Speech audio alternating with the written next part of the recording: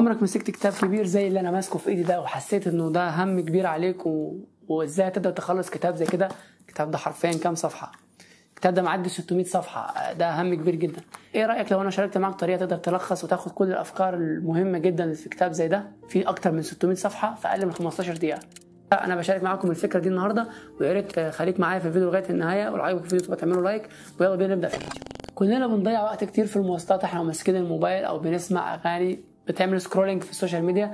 طب ما تعالوا نستفيد بالوقت اللي في المواصلات ده، خصوصا كمان لو انت عندك مثلا 20 دقيقه كل يوم بتروح بيهم الشغل، و20 دقيقه انت راجع من الشغل كلهم في المواصلات. فانت ممكن تقرا كتاب حرفيا انت ورايح، وتقرا كتاب انت وراجع. كل ده اتغير بالنسبه لي لما اتعرفت على تطبيق زي تطبيق بلينكست. التطبيق ده جامد جدا، بيلخص لي اغلب الكتب اللي انا بدور عليها، بعمل سيرش عنها عنده في التطبيق، بلاقي تلخيصات لكل الكتاب بشكل ملخص، بشكل يفهمني الكتاب بيتكلم عن ايه ان جنرال، وفي نفس الوقت بيوصل لي اللي الكتاب هيوصله لي لما اقرا الكتاب. هو طبعا مفيش افضل من انك تقرا كتاب كامل، تقراه وتعيش كده فيه، خصوصا لو انت من الناس اللي زي حالاتي اللي بتحب تغرف في الورق وتشم ريحه الورق، وتقرا الكتاب وتاخد نوتس والكلام ده. بس انا احيانا مش بيكون عندي الوقت للكلام ده، وانت اكيد عندك نفس الكلام. وبرده في حاجه تانية ادركتها، الكتب كتير بشوفها على الانترنت بيتقال ان عليها ان هي حلوه، بس انا مش متاكد. انا ممكن اجيب كتاب ما اقراهوش، لان انا اصلا العاده بتاعه قراءه الكتب مش مستمر عليها اصلا. انا بقرا الكتب كاجوالي في شكل كل ما الاقي وقت مناسب ليه. فابلكيشن زي ابلكيشن بلينكست سهل علي الحته دي في ايه؟ ان انا ممكن اعمل تحميل او اقرا او اسمع التلخيص بتاع الكتاب 15 17 20 دقيقه ماكسيمم، اعرف الكتاب عايز يوصلني ليه، ولو انا اتشدت له، لو كتاب مش عندي ممكن اشتريه. وقتها انا رايح اشتري كتاب خدت منه فايده، مثلا فاضل فوائد تانية كتير حاسس ان انا هاخدها اكتر لما اشتري الكتاب، او حابب ان انا اضمه لسلسله او مجموعه الكتب اللي انا بقتنيها عندي في البيت، فبعدين ممكن اقراه ان ديبس واخد وقت كفايه في ان انا اقرا الكتاب. فدي حاجه كويسه انها ممكن تكون معاك. والابلكيشن بلينكست بيوفر عليك تلخيص لاغلب الكتب. انا كنت بدور على كتب مش لاقيها PDF اصلا على الانترنت، كنت محتاج ان انا اشتريه، والكتاب ده اجنبي فمش موجود بسعر كويس، دايما سعره غالي لما كنت بلاقيه على الانترنت. فكان قدامي الاوبشن بتاع بلينكست ده، لما سرشت عليه ولقيته انا اخدت كل اللي عايزه من الكتاب في 15 دقيقه اصلا.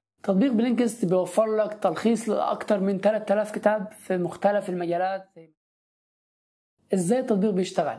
التطبيق بيشتغل بطريقه سهله جدا. اولا الناس اللي شغاله على الابلكيشن ده بتلخص كل النقاط الرئيسيه المهمه بتاعتك اللي انت تاخدها لما تقرا كتاب عادي، بتلخصها لك في شكل. اولا انت بتسمع وفي نفس الوقت بتقرا السمري بتاع الكتاب، فانت ممكن كمان تعتبره كسكيل تطور بيها الانجليش بتاعك، انك انت هتسمع انجليش في نفس الوقت بتقرا اللي بيتسمع. فانت وين وين سيتويشن في الناحيتين، كسبان منك بتقرا وبتزود معارفك، بتزود ادراكك، واكيد الكتاب اللي بتقراه هيفيدك عموما او انت حابب تقراه. تاني حاجه انت بتقرا كلام انجليش وبتسمعه، فانت بتستفيد كل النواحي. كل الكتاب زي ما كنت بقول لك الاكتر من 600 صفحه ده بيتلخص في اقل من 15 دقيقه.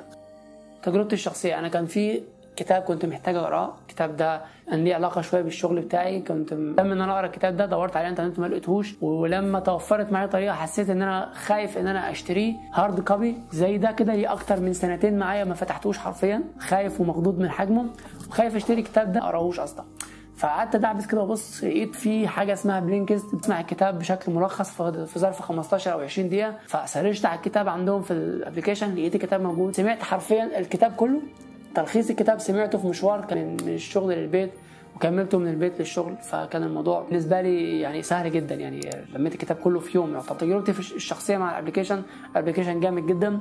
هو بس المشكله اللي بتواجهني ان انا حاليا شغال على النسخه الفري المجانيه، لو ان في تخفيضات جامده جدا بتجيني كل شويه على الابلكيشن، يعني وصل الاشتراك السنوي ل 600 جنيه. الموضوع ممكن يكون بالنسبه لك انت افوردبل، فممكن تشترك وتاخد الاوبشن بتاعنا تدفع في سنه كامله 600 جنيه. انت ممكن تشتري كتابين ب 600 جنيه. فانت عندك بقى ابلكيشن بيوفر لك تلخيص لاكثر من 3000 كتاب في مجالات مختلفه ب 600 جنيه في السنه، فاكيد هتستفيد. النسخه المجانيه لو انت حابب تسمعها، هي بيجيب لك كل يوم الصبح بيجيب لك تلخيص لكتاب هم بيرجحوا لك لوحده، وبيرجحوا لك بناء على اختياراتك اللي انت اخترتها اول ما جيت تسجل في الابلكيشن. انك انت اول ما بتسجل في الابلكيشن بتختار الاهتمامات بتاعتك، حابب تقرا في كتب ايه، او حابب ايه الكتب اللي انت بتحبها. عندك مثلا في البيت كتب معينه ممكن تختارها من وسط الكتب المتاحه عندهم، بحيث ان هم وحدهم يرجحوا لك كتب تناسب اهتماماتك. فهو كل يوم الصبح بيرجح لك كتاب او بيرجح لك تلخيص كتاب الصبح. ليه؟ انا شايف انه ممكن يكون بيرجحوا لك الصبح على اساس انك انت رايح الشغل مثلا عندك 10 دقايق ربع ساعه فاضي فيهم كده، ممكن تاخد تلخيص كتاب الصبح كده انت ماشي. وصدقوني انا جربت الموضوع ده لمده 4 أو 5 ايام متواصل، لا الموضوع بيفرق، على الاقل بيخرجك من مود لسه صاحي من النوم وطالع مقتول على الشغل على طول.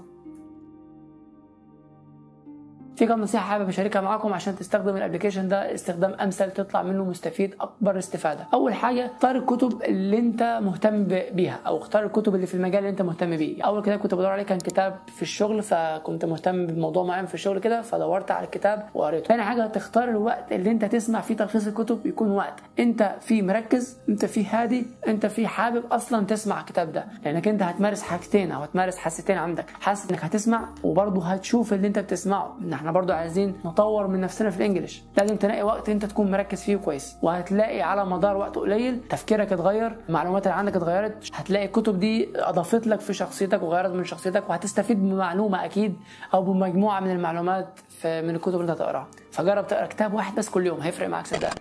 انت حرفيا مش بتقرا كتاب، انت بتسمع كتاب كامل في 15 دقيقة، فانت اكيد عندك ربع ساعة ممكن تضحي بيهم في سبيل انك تزيد من وعيك شوية عن طريق انك تقرا كتب انت مهتم بيها. في النهاية لو انت حابب تتعلم حاجات جديدة وتستفيد بشكل مختلف من الكتب، طريقة انك انت تقراها بشكل مسموع وتطور من نفسك في الانجليش، برجح لك بشدة تطبيق زي تطبيق بلينكست، وفر لك على الاقل في النسخة المجانية كتاب تقراه كل يوم، ودي حاجة جامدة جدا وحلوة جدا. وفر لك برده ممكن تعمله داونلود اوف لاين. المهم ان انا برشح لك تطبيق بلينكست ممكن تجربه مع حد من اصحابك، هسيب لكم تحت في الديسكربشن لينكات تحميل التطبيق ده. في النهاية لو انت مكمل الفيديو لغايه دلوقتي وعجبك الفيديو، يا ريت تعملوا لايك وتشاركوا مع حد من اصحابك. اكيد هتبقى حابب تشارك معلومه زي دي مع حد من اصحابك، وده هيسبب لنا احنا دعم كبير جدا ويساعدنا في استمرارنا في تقديم المحتوى ده ليكم. ولو انت مش مشترك في القناه او اول مره تشوف الفيديو، يا ريت تعمل سبسكرايب وتشغل زر الجرس عشان دي ما تكونش اخر مره تشوف فيها فيديو من فيديوهاتنا، وتستفيد بمعلومه زي اللي انا قدمتها لك في الفيديو ده. في النهايه thank you for watching and see you next video. Bye.